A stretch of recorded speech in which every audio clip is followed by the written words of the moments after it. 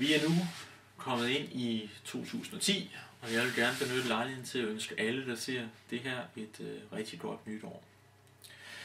På den politiske scene, der kan vi jo konstatere, at de to blokke ifølge meningsmålingen står meget lige, og jeg synes derfor, det er interessant at forholde sig lidt til, hvad er det egentlig, vi vil se af forandringer, hvis den næste regering bliver en S-SF-regering.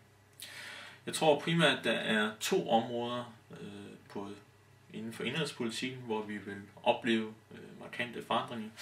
Det er inden for det frie valg, og det er inden for skatteområdet.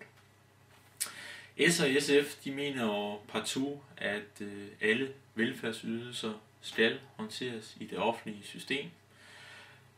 I Venstre derimod, der sværger vi jo til det frie valg, og vi kan også konstatere, at borgerne er rigtig glade for det frie valg. 280.000 har benyttet sig af det frie valg inden for hospitalsområdet. 48.000 har benyttet sig af det frie valg inden for hjemmehjælpsområdet, inden for tildeling af plejeboliger.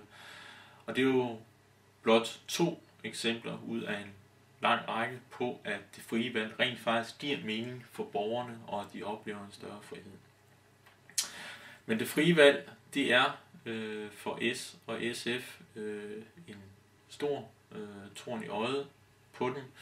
De ønsker at minimere det, afskaffe det, og altså sikre sig, at det udelukkende er inden for de eksisterende kasser og rammer, at velfærdsydelserne bliver leveret. Inden for skatteområdet, der har vi jo oplevet en historisk skattereform, der blev vedtaget i 2009. Skattereformen giver indkomstskattelettelser på i omegnen af 28 milliarder kroner.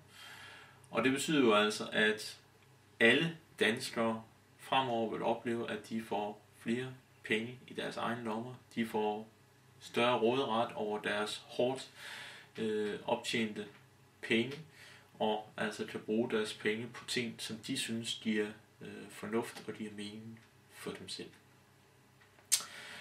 S og SF er jo også inderligt imod disse skattelettelser. De mener jo for det første, at skattereformen er asocial, men hvis man ser på tallene, så viser de faktisk noget andet. Før skattereformen var det således, at den højeste indkomstklasse betalte 11 gange mere i skat end den laveste. Efter skattereformen betalte den højeste indkomstklasse 10,9 gange mere i skat end den laveste indkomstklasse.